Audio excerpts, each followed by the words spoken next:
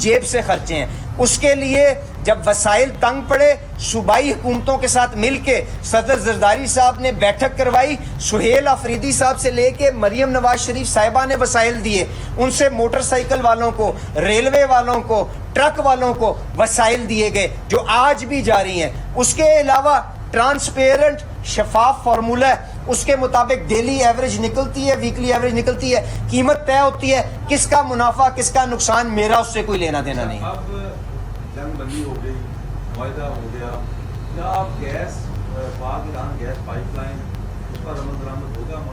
देखिए मजहर भाई, ईरान हमारा ब्रादर मुल्क है, हमारा हमसाया है, हम उससे जितनी भी तवानाई ले सकें वो हमारे लिए फ़ायदा मंद है, बशर्ते ये कि हमारे बारे में आता हो। देखें, गुजारिश ये है कि जहाँ तक तवानाई की दस्तयाबी की बात है, ईरान ख़ुद भी पेट्रोल और डीज़ल जो है वो इंपोर्ट कर रहा है तुर्कमेनिस्तान से, बाकी के ममालिक से, क्योंकि उनके पास रिफाइनिंग कैपेसिटी उस तरह की नहीं है, पर ख़ाम तेल उनके पास मौजूद है और वो हैवी क्रूड ऑयल होता है जिसके अंदर चलाने के अंदर हमें कुछ मसाइल आते हैं, पर हम उसको पूरी तरह से, जो मेरे काउंटर पार्ट ईरान के अंदर है, बात कर रहे हैं कि उनसे हम किस तरह से उसको ब्लेंड करके अपनी आवाम के लिए सस्ता ईंधन फराम कर सकते हैं। तो थोड़ा सा ये टेक्निकल मामला है। इसके अलावा LPG जो है बेपनाह वहाँ से आ रही है, 3-4 हज़ार टन रोज़ की आती है, उसको भी बढ़ाने की कोशिश करेंगे ताकि LPG की किल्लत को भी कम किया जा सके।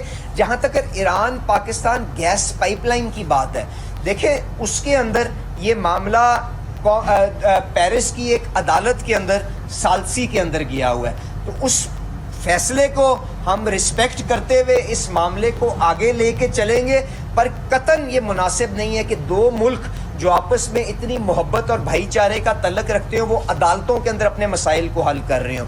तो उनके लिए भी भरपूर कोशिश करेंगे कि रफा दफा हो जाए, और उसकी कीमत को देखते हुए अपने ईरानी भाइयों के साथ बैठ के कि अगर मकामी तौर पे हमारे पास $6 की गैस है, LNG हमारे पास $10 की है, तो ईरान भी अगर $10 की या कम की होगी तो हम ले सकते हैं, अगर $12 की होगी तो मैं इस आवाम के ऊपर और बोझ तो नहीं डाल सकता और आपकी अदालत में पेश होके कि आपने रेट क्यों बढ़ा दिया, रेट क्यों घटा दिया।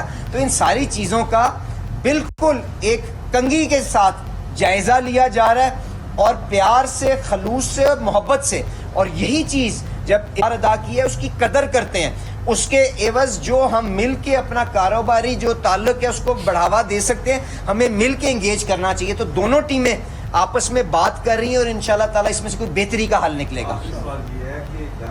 आखिरी सवाल आपका है, उसके बाद अरबाज साहब और जवाद साहब का अपना है, आप अपना आखिरी सवाल करें, आप अपना आखिरी सवाल करें।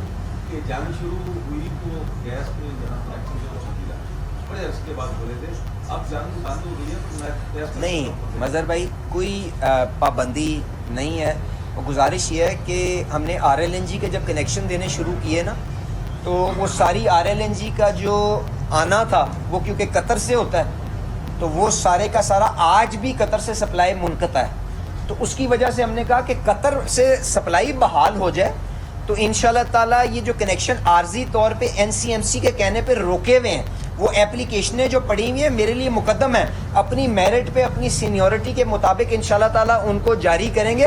पर एक दफ़ा RLNG का जो फ्लो है वो तो आना शुरू हो जाए ना, तो उसके बाद बिल्कुल हम अपने वादे के ऊपर कायम हैं। जिस तरह से 20 साल या 21 के बाद जो बैन लगा था उसको रिलैक्स करके प्राइम मिनिस्टर साहब ने ईंधन मुहैया किया था, उसी तरह इंशाल्लाह ताला इन दोस्तों को, ये भाई सारे यही इस्तेमाल करते हैं ना, तो इनको इंशाल्लाह वो फरहमी हम बिल्कुल यकीनी बनाएंगे।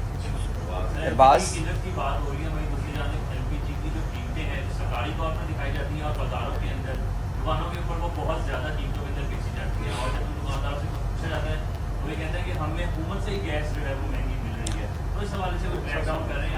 अरबाज बहुत अच्छा सवाल है।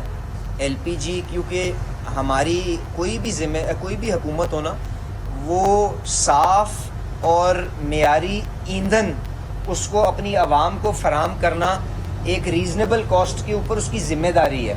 जहाँ तक LPG का मामला है ना, देखें इसकी जो प्राइस डिटर्मिनेशन और प्राइस इन्फोर्समेंट ओगरा की ज़िम्मेदारी है। मैंने एक हफ़्ता पहले बुला के ओगरा को ये हिदायत भी दी है कि जाके जो अपने रेट हैं, अगर वो मार्केट की हकीकतों के मुताबिक नहीं है, کیونکہ میں آپ کو یہ بھی بات بتا دوں, مجھے ان کی مجبوری بھی پتہ ہے. 2018 کے بعد جب ڈیزل کی قیمت 80 روپے تھی, ڈالر کی قیمت 80 روپے تھی, اس کے بعد اس قیمت کو کبھی بدلا ہی نہیں گیا. تو آج جو بھی حقیقتیں ہیں, دیکھیں اگر کوئی لاگت کسی چیز کی 300 روپے ہے تو آپ 200 روپے کی ایک حد تک جو حکومت کی ہے وہ تو دے سکتے ہیں, پر اس سے آگے آپ ایران سے منگوا کے نہیں دے سکتے. تو میں نے ان کو یہ کہا ہے کہ عرصر نو اس سارے معاملے کو دیکھیں, جو جائز منافع جو بھی لوگ اس کاروبار کے اندر ہیں, دیکھیں کوئی ڈھکی چھپی بات نہیں ہے. سوئی سدن گیس کی جو کمپنی ہے ایل پی جی والی, وہ خود بھی ایل پی جی ایران سے منگواتی ہے, باقی ممالک سے منگواتی ہے, پارکو کی کمپنی منگواتی ہے. ان کے ساتھ بیٹھیں, جائز قیمت طے کریں, اس کے مطابق جو اناؤنس کریں عمل کریں, تاکہ عوام کو بلیک میلنگ نہ ہو. اور یہ جو غیر معیاری جس میں کاربن ڈائی آکسائڈ مکس کر کے آپ ان کو وزن پورا کر کے دیتے ہیں اور حادثے ہوتے ہیں, یہ کام نہ ہو. اس کے اوپر پراپر سیلیں لگائیں, تاکہ اگر سیل ٹوٹی ہو تو یہ شکر سے بدل کے جو ایل پی جی لگاتے ہیں وہ اس لوگ استعمال نہ کریں غیر معیاری. تو ان کو پوری طور پہ ان کو اس چیز کی آگاہی دی ہے. اور آنے والے بدھ کو آپ کو میں دعوت دوں گا, اسلام آباد آؤ, ان کو دوبارہ کہا ہے کہ اپنا جواب جمع کرائیں, اور اگر عدالتوں میں لوگوں نے سٹے لیے ہوئے اور منافع خوری کر رہے ہیں تو ان کے خلاف میں آواز اٹھاؤں گا اور ان کیسوں کو رد کروانے کے لیے آپ کے ساتھ کھڑا ہوں گا. بہت بہت شکریہ. آخری سال اب آپ کا. اچھا ٹھیک ہے.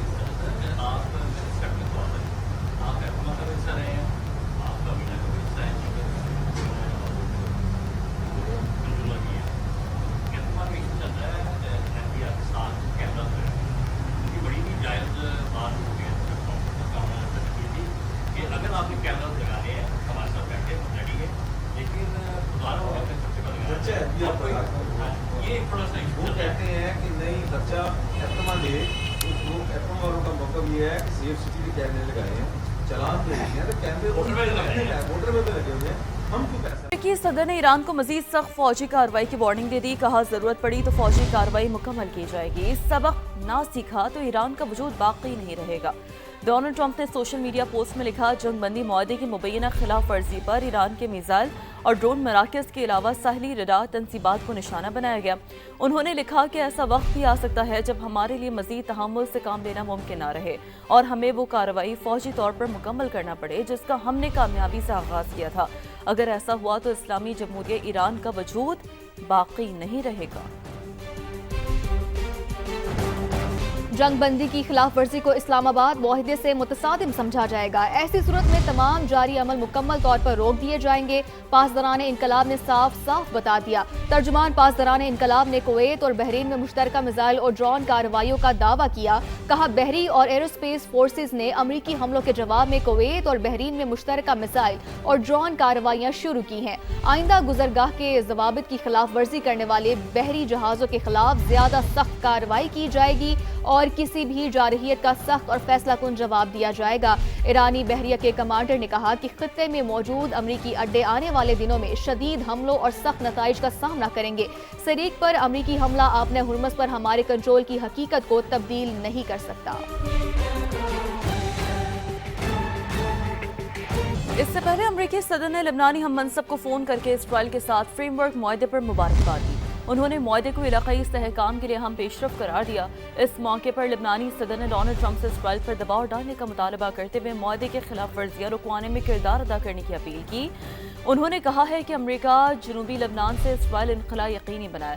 لبنان معاہدے کے تحت اپنی ذمہ داریاں پوری کرے گا. کراچی میں رات گئے مبینہ مقابلوں کے دوران 2 ملزمان ہلاک اور ایک کو زخمی حالت میں گرفتار کر لیا گیا. شہر کے مختلف علاقوں میں ٹریفک حادثات کے دوران ایک شخص جاں بحق اور 6 زخمی ہوئے ہیں. پولیس حکام کے مطابق SIU پولیس نے ماڑی پور میں کارروائی کی. 2 طرفہ فائرنگ کے تبادلے میں 2 ملزمان مارے گئے. ملزمان کے قبضے سے اسلحہ اور دیگر سامان برآمد ہوا. لانڈھی ریلوے اسٹیشن کے قریب پولیس نے مبینہ مقابلے کے بعد ایک ڈاکو کو زخمی حالت میں گرفتار کر لیا. ملزم کے قبضے سے اسلحہ اور چھینا گیا سامان برآمد ہوا. دوسری جانب ناتھا خان پل کے قریب نامعلوم گاڑی کی ٹکر سے راہگیر جاں بحق ہو گیا. مرنے والے کی شناخت تاحال نہ ہو سکی. ماڑی پور گیٹ نمبر 6 کے قریب تیز رفتار گاڑی الٹنے سے 6 افراد زخمی ہو گئے جنہیں طبی امداد کے لیے سول اسپتال منتقل کر دیا گیا.